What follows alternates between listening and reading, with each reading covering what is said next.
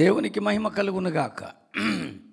దావీదు కుమారునికి జయము, ప్రభు పేరిట వచ్చువాడు స్తుతింపబడునుగాక. సర్వోన్నతమైన స్థలములలో జయము అని కేకలు వేయుచుండిరి. ప్రియులారా, యేసుక్రీస్తు యొక్క జీవితములో ఈ అత్యున్నతమైనటువంటి ఘనమైనటువంటి గొప్పదైనటువంటి దినము ఈ మట్టల ఆదివారం, పామ్ సండే. యేసుక్రీస్తు వారు యెరూషలేములోనికి ప్రవేశిస్తున్న సందర్భం గమనించినట్లయితే ఇదేది మొదటిసారి కాదు. అనేక పర్యాయములు వారు వచ్చి వెళ్ళిన సందర్భాలు ఉన్నాయి. చిన్ననాటి నుంచి కూడా వారి తల్లిదండ్రులు యేసుని యెరూషలేమునకు తీసుకురావడం కద్దు. అయితే ఈ ప్రత్యేకమైనటువంటి యెరూషలేము ప్రవేశం ఎందుకు ఇంత గంభీరంగా మారింది? ఎందుకంటే ఇది ఇక ఆఖరి ప్రయాణం. ఆయన యొక్క మరణానికి తనను తాను అప్పగించుకునే స్థితిలో యెరూషలేములోనికి ప్రవేశిస్తున్నారు. ఆ యెరూషలేములోనికి ప్రవేశిస్తున్న సందర్భం, ఆయన మనుషులకు చేయబోయే ఒక అత్యున్నత కార్యం ఈ ప్రత్యేక దినమందు మనం గమనించగలం.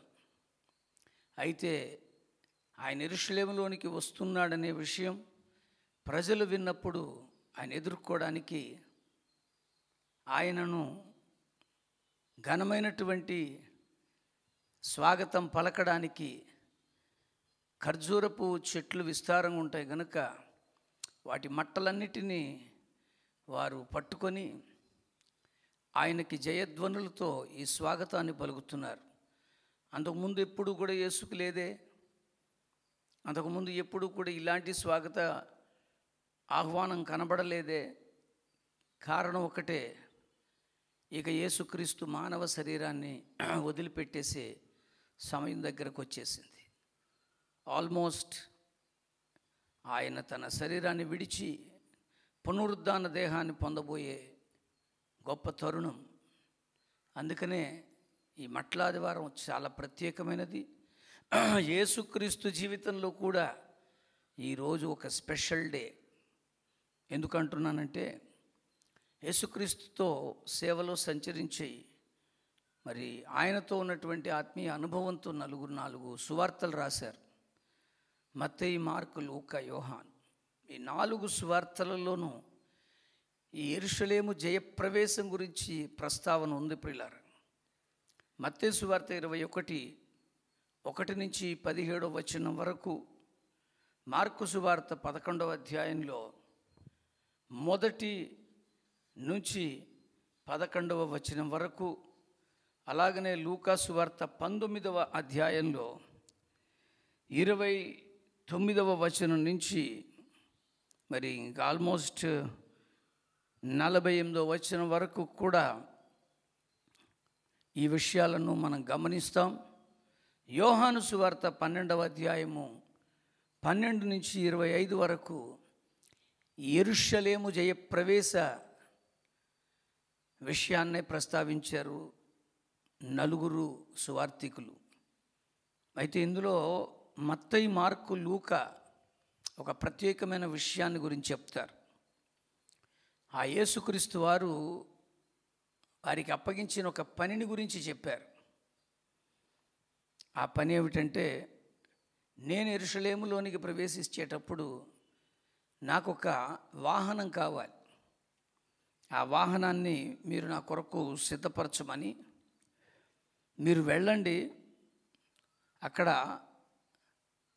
కట్టబడి ఉన్నటువంటి స్థితిలో ఉన్న గాడిదయు దాని పిల్లయు ఉంటాయి, మీరు దానిని నా కొరకు తీసుకురండి అంటారు. 3 కూడా ఈ మాటలు రాస్తారు, మత్తయి, మార్కు, లూకా. యోహాను గారు మట్టుకు ఆయన గాడిద మీద వస్తారనే మాటలు రాస్తారు. జకరియా గ్రంథము 9వ అధ్యాయము 9వ వచనంలోని ప్రవచనాన్ని యోహాను గారు మాత్రమే గుర్తు చేశారు. సియోను నివాసులారా, బహుగా సంతోషించండి యెరూషలేము నివాసులారా, ఉల్లాసంగా ఉండండి. నీ రాజు నీతిపరుడును రక్షణ గలవాడును దీనుడై గాడిదను గాడిద పిల్లను ఎక్కి నీ యొద్దకు వచ్చుచున్నాడు అనే ఈ ప్రవచనాన్ని యోహాను గారు మాత్రమే గుర్తుపట్టి ఆ ప్రస్తావనలో గాడిదను తీసుకొచ్చే విషయం గురించి కంటే కూడా గాడిద మీద రావలసినటువంటి పరిస్థితిని గురించిన ప్రవచనాన్ని వారు జ్ఞాపకం చేస్తారు. సరే, ఇప్పుడు ఈ యొక్క గాడిదను గురించి మనము ఆలోచన చేస్తే మత్తయి సువార్త 21వ అధ్యాయంలో మొదటి 17 వచనాలలో వారు రావడం గమనిస్తాం. ఆయన 2 కలిసి ఉన్నటువంటి ఊర్లు ఉన్నాయి అక్కడ. బేత్పగే, బేతనియా అనేటువంటి ప్రాంతానికి వారు వచ్చారు.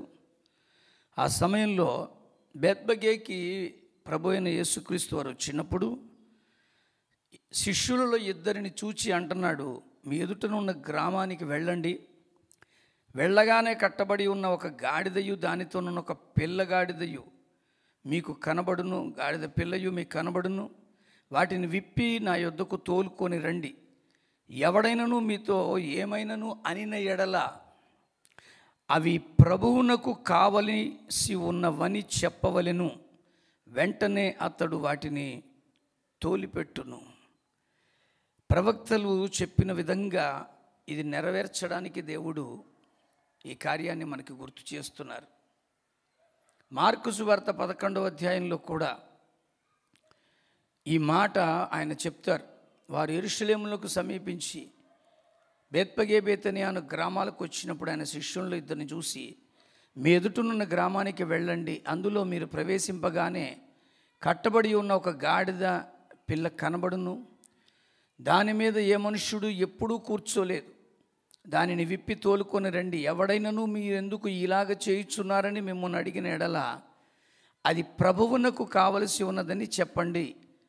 తక్షణమే అతడు దానిని ఇక్కడికి తోలి పంపును. లూకాసు వార్తలోకి వస్తే ఇక్కడ కూడా ఈ గాడిద ప్రస్తావన గురించి ఆయన అంటున్నారు 20లో. ఆయన ఒలీవల కొండ దగ్గర ఉన్న బేత్పగే, బేతనియా అనే గ్రామాలు సమీపించినప్పుడు తన శిష్యుల్నిద్దరిని పిలిచి, మీరు ఎదుటనున్న గ్రామమునకు వెళ్ళండి. అందులో మీరు ప్రవేశింపగానే కట్టబడిన ఒక గాడిద పిల్ల మీకు కనబడును. దాని మీద ఏ మనుష్యుడు ఎన్నడూ కూర్చుండలేదు. దానిని విప్పి తోలుకొని రండి. ఎవరైనాను మీరెందుకు దీనిని విప్పుచున్నారని మేము అడిగిన ఎడల ఇది ప్రభువునకు కావలసి ఉన్నదని అతనితో చెప్పండి. నేను అంటున్నాను ప్రియులారా, ఈ 3 లేఖనాలను మీరు పరిశీలన చేస్తే ఇందులో ఒక కామన్గా ఒక వర్డ్ ఉంది. ఏంటంటే, ఎందుకు మీరు దీనిని విప్పుతున్నారు? ఈరోజు ప్రపంచంలో ఉన్నటువంటి మానవాళిని దేవుడు ఎంతగా తన యొక్క వాక్యము ద్వారా ఆకర్షిస్తున్నాడో గమనించండి. బంధకాలలో పడి ఉందండి ఆ గాడిద, బంధింపబడిన స్థితిలో ఉంది. ఈరోజు చాలా బలహీనతలు మనల్ని బంధించేసాయి. సత్య మార్గాన్ని తెలుసుకోకుండా మతపరమైనటువంటి మాటలు మనల్ని బంధించేసాయి. కులపరమైనటువంటి మాటలు మనల్ని బంధించేసాయి. లేక లోక సంబంధమైన ఘనకీర్తులు, గొప్పతనము మనల్ని బంధించేసాయి.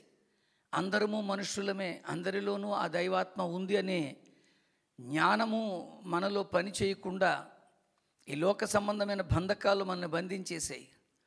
ఈరోజు చాలామంది కేవలము మత మార్పిడి అనేటువంటి ఒక మాట ద్వారా సత్యాన్ని తెలుసుకోకుండా దూరంగా ఉండిపోతున్నారు.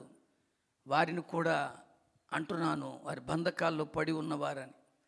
అలాంటి బంధకములలో పడి ఉన్నటువంటి వారి వైపే యేసు యొక్క దర్శనం, వారి దృష్టి. ఈరోజు ఎక్కడో కట్టబడి ఉన్నటువంటి ఆ గాడిదని గురించి యేసుకి ఎలా తెలుసు? ఎక్కడో కట్టబడి ఉన్నటువంటి ఆ గాడిదయు దాని పిల్లయు అని వ్రాయబడి ఉంది. ఎలా తెలుసు? తెలుసండి, మీకు యేసుక్రీస్తు వారు తెలియకపోవచ్చు, కానీ మీరెవరో, మీరేమై ఉన్నారో అది ఆ ప్రభువుకి తెలుసు. నేను ఆయనకి తెలుసు అనేటువంటి ఒక తాత్పర్యంతో ఉన్న వారిని ఆయన ఆకర్షించుకోగలడు. అందుకనే ఆ గాడిద పిల్లయు ఎప్పటి నుంచో విడుదల కొరకు ఎదురు చూస్తున్నాయి. ఆ బలహీనత పరిస్థితుల్లోంచి బయటికి రావాలని ఆశపడుతున్నాయి. అందుకనే ఒక గాడిదను గమనించిన దేవుడు మనల్ని గమనించకుండా ఉంటాడటండి. నిశ్చయముగా మనల్ని కూడా దర్శిస్తాడు. మన మీద ఉన్నటువంటి అభాండాలు లేక మనకున్నటువంటి బలహీనతలన్నీ తొలగించి ఆయన మన మీద అధిరోహించబడడానికి ఇష్టపడుతున్నాడు. ఈ యొక్క మట్లాదివారం మందు ప్రత్యేకంగా మరి ఈ విషయాన్ని మీకు ఎందుకు జ్ఞాపకం చేస్తున్నానంటే, ప్రభులు వారు 3 సార్లు చెప్పిన ఈ మాట, ముగ్గురు చెప్పారు ఈ మాట. ఏమన్నారో తెలుసా? అది ఎందుకు మీరు విప్పుతున్నానని అడిగితే అది ప్రభువునకు కావలసి ఉన్నది. ఈరోజు అన్యులు అడుగుతుంటారు, మీరు ఎందుకండి ఆ భక్తిలోకి వెళ్ళిపోయారు, లేకపోతే మీరు ఉన్నట్టుండి మన ధర్మాన్ని విడిచిపెట్టేస్తున్నారు, మీరు మతాలు మారిపోతున్నారు అని అనేవాళ్ళు చాలామంది ఉన్నారు కదా. వారితో మనం చెప్పగలిగే ఒక సమాధానం, నేను ప్రభువు కావాలి. ఈరోజు ఈ ధైర్యాన్ని మనం తెచ్చుకుందామండి. మనము ప్రభువుకి కావాలి. ఎందుకు ఆయనకి కావాలి? ఎందుకంటే బంధకాలలో ఉన్నటువంటి మనలను ప్రేమించి విడిపించడానికి ఆయన ఇష్టపడుతున్నాడు. అందుకనే జకర్యా గ్రంథమే 9వ అధ్యాయంలో 12వ వచనంలో అంటాడు, బంధకములలో పడి ఉండియు నిరీక్షణ గలవారలారా మీ కోటను మరల ప్రవేశించండి, రెండింతలుగా మీకు మేలు చేసేదనని నేడు నేను మీకు తెలియజేస్తున్నాను. అక్కడ ఎంత చక్కటి మాట అంటున్నాడంటే, బంధకములలో పడి ఉండియు నిరీక్షణ గలవారలారా. ఇదిగో చాలామంది వర్తమానం వింటున్నారు, ఏదో ఒక రోజు నాకు విడుదల రాబోతుందా, ఏదో ఒక రోజుకి నేను కూడా ఈ బలహీన స్థితిల నుంచి బయటపడాలి, ఏదో ఒక రోజు నాకు మంచి జరగబోతుందా, ఏదో ఒక రోజు నాకు కార్యం జరగదా అని ఎదురు చూస్తున్నారు కదా. రండి, ఆ ప్రభు మీ మీద లేక మీ జీవితాల మీద అధికారం తీసుకోవడానికి ఇష్టంగా ఉన్నాడు. మనం ఆయన చేతికి అప్పగించుకుందామండి. మన అధికారం అంతా కూడా ఆయనకి అప్పగించుకున్నప్పుడు ఆయన మనలను అద్భుతమైన రీతిలో నడిపించగలడు. సామెతలు అనేటువంటి గ్రంథంలో 3వ అధ్యాయములో ఒక మాట అంటారు, 6వ వచనంలో, నీ ప్రవర్తన అంతటి యందు ఆయన అధికారమునకు ఒప్పుకొనుము, అప్పుడు ఆయన నీ త్రోవలను సరళం చేస్తారు. మన పైన ఎవరు కూర్చుంటే వారి యొక్క ఆధీనంలో మనం ఉండాలి. అప్పుడు ఆ ఆధీనంలో ఉన్నప్పుడు మనలను సరైన మార్గంలో నడిపిస్తారు. ఒక బస్సు కానీ, ఒక ట్రైన్ కానీ, ఒక కారు కానీ, ఒక గుర్రబండి కానీ, లేక ఒక రథం కానీ, ఏదైనా ఆ రథ సారథి మీదనే మన యొక్క మార్గాలు ముందుకు వెళతాయి. అలాగనే ఈ గాడిద పైన ఆయన కూర్చోవడం వల్ల ఆ బంధకాల్లో నుంచి విడుదలిచ్చి సరైనటువంటి మార్గములో ఆయన దానిని నడిపిస్తున్నట్లుగా మనం గుర్తించాలి. ఈరోజు ఎందుకు ఆయనకి కావాలి? Why is expecting you and me? ఆయనకి ఎందుకు కావాలి? మట్ల ఆదివారం ముందు మనము ఆలోచన చేద్దాం, ఎందుకు దేవుడు నిన్ను నన్ను కోరుకుంటున్నాడు. ఎఫెసీయులకు రాసిన పత్రిక 3వ అధ్యాయము 19వ వచనంలో ఇలా ఉందండి, జ్ఞానమునకు మించిన క్రీస్తు ప్రేమను తెలుసుకొనుటకును తగిన శక్తి గలవారు కావలెననియు ప్రార్థించుచున్నాను. అది ఎందుకు మనం కావాలంటే, ఆయనకి జ్ఞానానికి మించినటువంటి మనము క్రీస్తు ప్రేమను అర్థం చేసుకోవాలండి. ఈ లోకంలో నీకు సమస్తము తెలిసేమో మిత్రమా, సమస్త గ్రంథాలు నువ్వు చదివేసి ఉండొచ్చు, అపారమైనటువంటి జ్ఞాన సంపాదన నువ్వు పొంది ఉండొచ్చు, విపరీతమైనటువంటి వేద విద్యను నువ్వు అభ్యసించి ఉండొచ్చు, విస్తారమైనటువంటి వాంగ్మయ జ్ఞానం మనం కలిగి ఉండొచ్చు. మించి క్రీస్తు ప్రేమ మనలో ఉందా? ఈరోజు ఆ జ్ఞానాన్ని చూసి మిడిసిపడి పడిపోతున్నారు. ఆ జ్ఞానాన్ని బట్టి మేమేదో బ్రహ్మాండమైన భక్తి చేసేస్తున్నాం అని అనుకుంటున్నారు. ఆ జ్ఞానమును బట్టి నేను ఇన్ని దినాలు ఉపవాసం ఉన్నాను, ఇన్నిసార్లు బైబిల్ చదివాను, నాకు విపరీతమైన జ్ఞానం ఉందని అనుకునేవారు చాలామంది ఉన్నారు.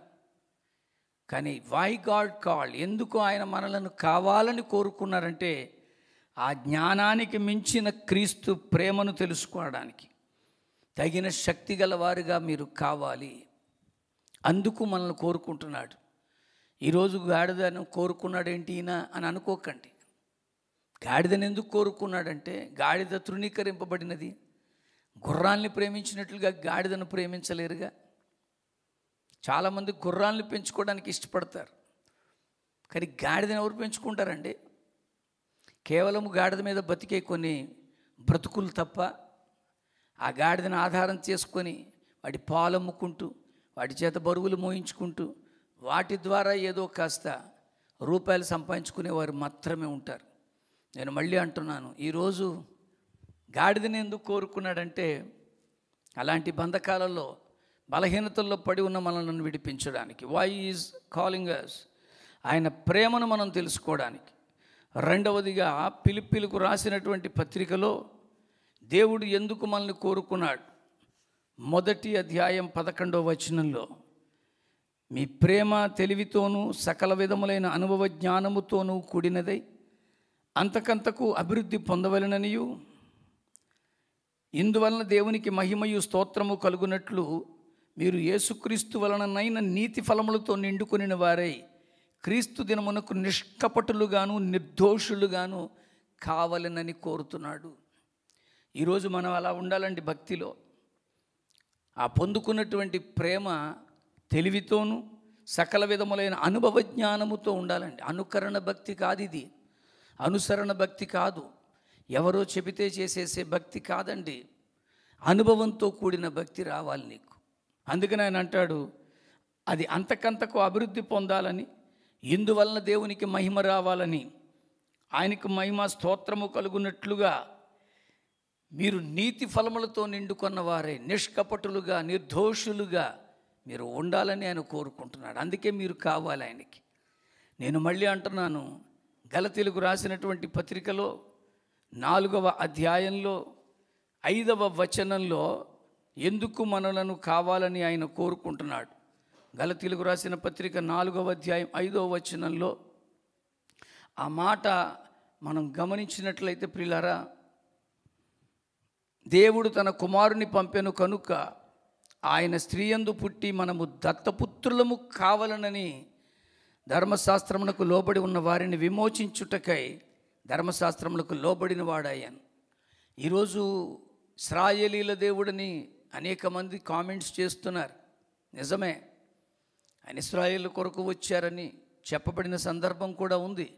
నేను నశించుచున్న ఇశ్రాయేలు కొరకే వచ్చాను. కానీ ఆ ప్రేమమయుడైన దేవుడు అన్యులుగా ఉన్న మనలను కూడా ఈ యొక్క ప్రత్యేక ఆదివారం మందు మనలను దత్తపుత్రులుగా చేసుకోవాలని, కేవలం వారు మాత్రమే కాదు, నా యందు విశ్వాసం ఉంచి నన్ను నా మీద ఎక్కయ్యా, నా జీవితం మీద కూడా మీ అధికారానికి నన్ను అప్పగించుకుంటున్నానని ఆశపడుతున్న ప్రతి గాడిద బ్రతుకును బాగు చేయడానికి ఆయన వచ్చాడు. అందుకని దత్తపుత్రులుగా మనం మారడానికి ఆయన మనలను కావాలి అని కోరుకుంటున్నాడు. ఇంకా ఆయన అంటున్న మాట కొరింథీయులకు రాసినటువంటి 2వ పత్రికలో 13వ అధ్యాయంలో 9వ వచనాన్ని మనం గమనించినట్లయితే, మేము బలహీనులమై ఉన్నను మీరు బలవంతులై ఉండిన ఎడల సంతోషించదము, దీని నిమిత్తమే అనగా మీరు సంపూర్ణులు కావాలనే ఆయన కోరుకున్నాడు. ఈరోజు మనము ఈ మట్లాదివారం మందు ఆయన గాడిదెక్కారా, ఓసన్న కేకల మధ్యలో ఆయన యెరూషలేములోకి ప్రవేశించారా, అక్కడ ఆయన వర్తమానం ఇచ్చారా, ఆయన రాత్రికి అక్కడ రెస్ట్ తీసుకున్నారా, ఇలాంటి సందర్భాలన్నీ ఉన్నాయి. వాటన్నిటికీ మించినటువంటి మాట, మీరు ఆయనకి కావాలి, మీరు ఆయనకి కావాలి, నేను ఆయనకి కావాలి. నేను మళ్ళీ అంటున్నాను, మన సమస్యలు, మన కష్టాలు, మన ఇరుకులు, మన ఇబ్బందులు, మన శోధనలు, మన ఉన్న అవసరతలు అవి కాదండి ముఖ్యం. ఆయనకి మీరు కావాలి. అందుకని నీ సమస్య ఆయన ముందు ఉంచడం కంటే మిమ్మల్ని ఆయన ముందు ఉంచుకోండి. మీ కష్టాలు, ఇరుకులు అవి ఆయన ముందు ఉంచడం కంటే మిమ్మల్ని మీరు ముందు ఉంచుకోండి. ఈ మట్లాదివారం మంది, అయ్యా నా మీద కూడా నువ్వు ఎక్కువ, నన్ను కూడా నీ మార్గంలో నడిపించు, నాపై అధికారిగా నువ్వు ఉండని ఈ మట్లాదివారం ముందు మనం ఒక అవకాశం ఆయనకి కల్పిద్దామా? ప్రార్థన. పరిశుద్ధుడైన దేవా, కృపగల మా తండ్రి, ఇదిగో మీరు గాడిదనెక్కి యెరూషలేం ప్రవేశం చేసిన ఆ కేకల మధ్యలో మిమ్మల్ని ఘనమైనటువంటి స్వాగతం పలుకుతూ జనాల లోపలికి తీసుకొని వెళ్ళొచ్చు. కానీ దానికి మించి కట్టబడిన బంధకాలలో పడి ఉన్న నాయన ప్రభువా, ఆ గాడిదను ప్రభువుకి కావాలని చెప్పండి అని ఒక మంచి మాట సెలవిచ్చారు. మేము అంతేనయ్యా, మమ్మల్ని కూడా మీరు కావాలని కోరుకుంటున్నారని తెలుసుకొని మా మీద, మా జీవితాల మీద మీరు అధిరోహించాలని, మీ ఆధ్వర్యంలో, మీ అధీనంలో మా బ్రతుకులు కొనసాగింపబడాలని ఈ మట్లాదివారం ముందు మమ్మల్ని నీకు అప్పగించుకుంటూ ప్రార్థించి పొందుకుంటున్నాం పరమ తండ్రి. ఆమెన్. తండ్రి, కుమార, పరిశుద్ధాత్మ త్రియేక దేవుని సహాయ సంకల్పాలు ఎందరైతే ఆయన నా మీద, నా జీవితం మీద అధిరోగించాలని ఆశపడి అడుగులు వేస్తారో వారందరికైనా తోడే ఉండి నడిపించునుగాక. Amen. God bless you. Happy palm Sunday.